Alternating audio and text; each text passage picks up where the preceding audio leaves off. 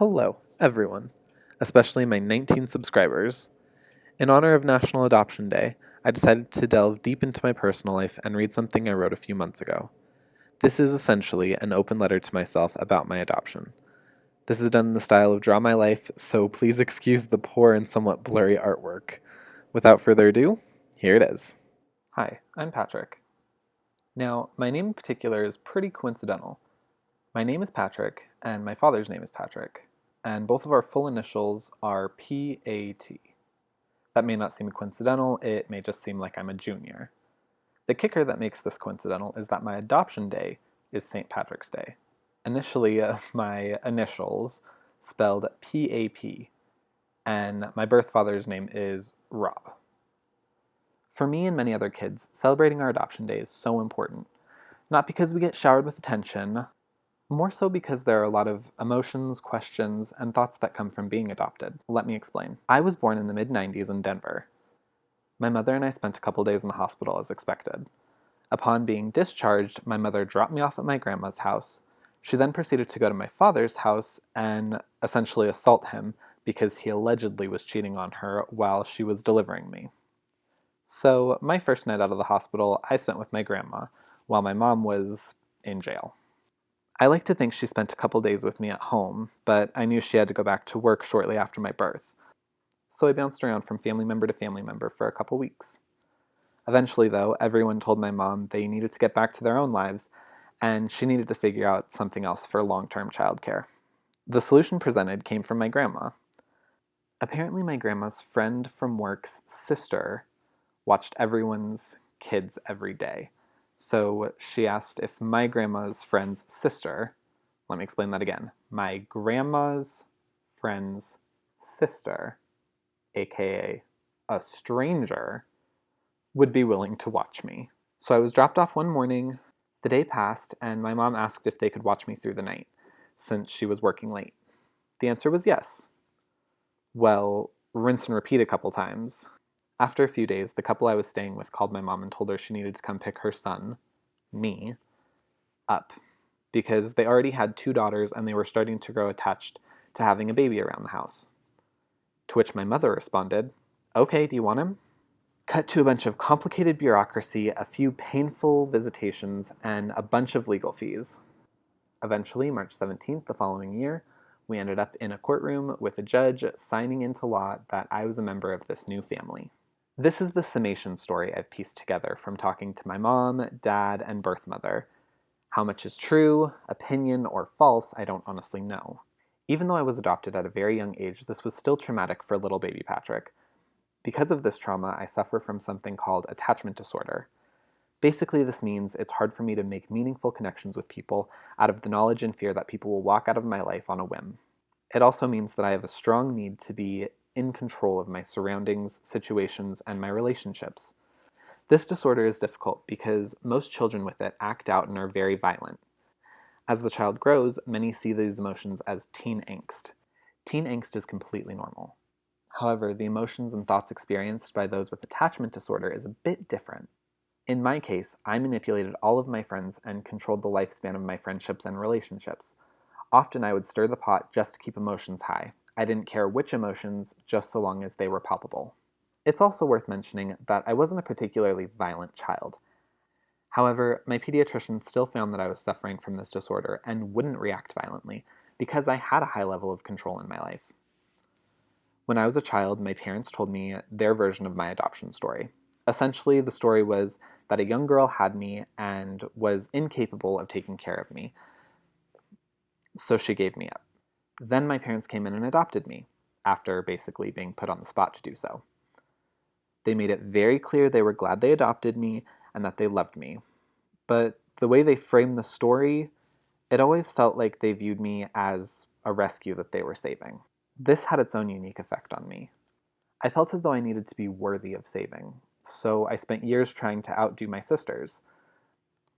My eldest sister was very pretty, popular, and even almost had her own TV show when she was a child. My other sister had brains for days and an insane work ethic. She had every high school achievement academically and was the first in our family to graduate from college. I didn't want it to seem like one sister got all the beauty and charisma, One sister got all the smarts and tenacity, and I just got the rest. So I excelled in school. I maintained a high GPA. I did extracurriculars.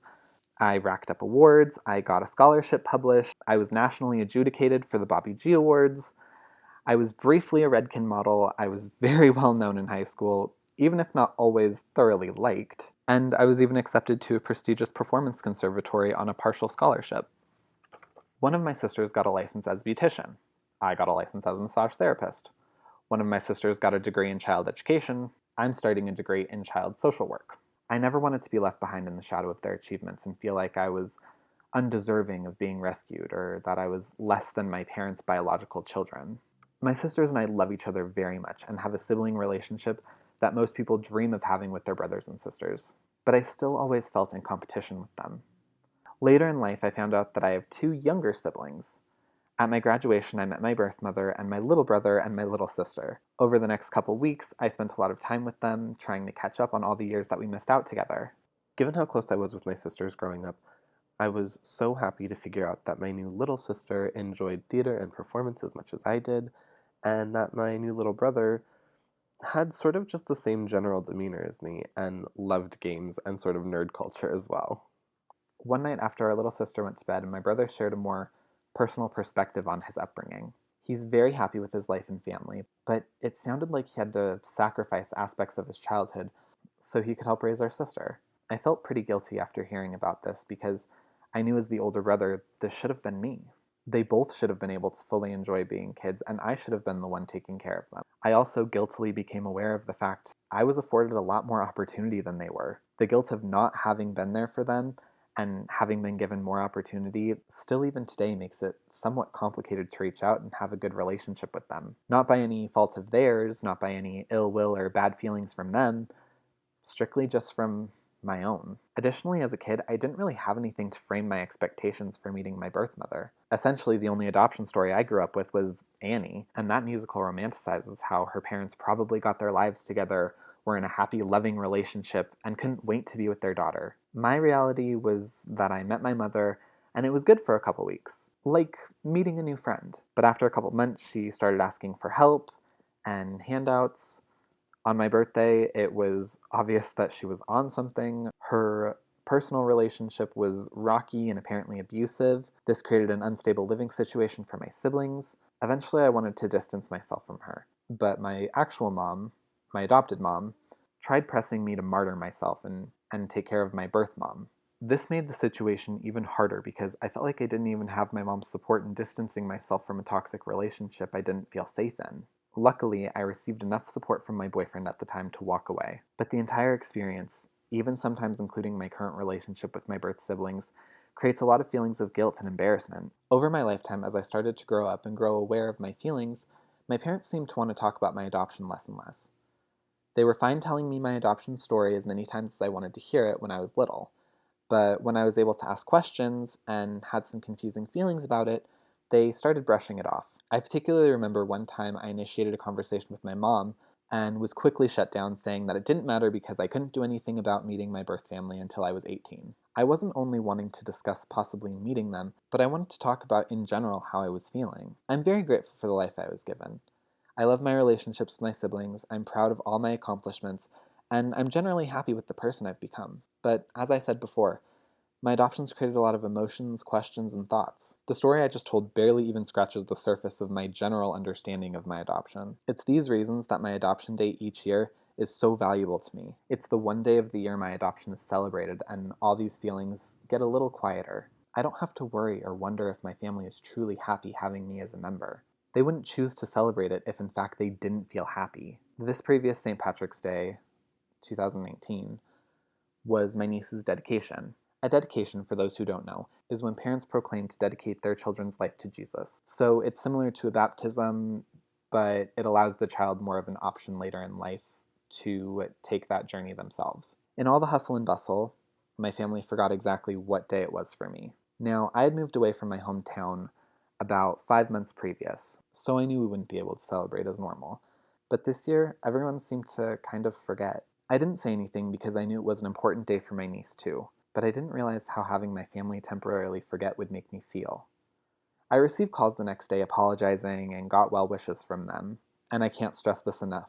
I in no way blame them for being busy or for choosing to dedicate time to my niece on such an important day for her. That being said, to anyone watching this, if you have an adopted child in your family, celebrate the day that they became a part of your family. It'll mean more to them than you realize. It may mean more to them than they realize. They'll never hold it against you for not celebrating, but when you do, it's one day that their questions quiet themselves. It's one day that all the feelings, all the emotions, everything that's attached with being adopted, it doesn't go away, but it gets quieter. And while it's nice to have your family celebrate something, especially something about you, it's even nicer to have those things quieted, even just for one day. Thank you for watching. If you made it this far, leave a like, leave me a comment telling me what you thought, subscribe if you're new, and most importantly, feel free to share, because you never know who may need a story like this, just to know that they're not alone in how they feel.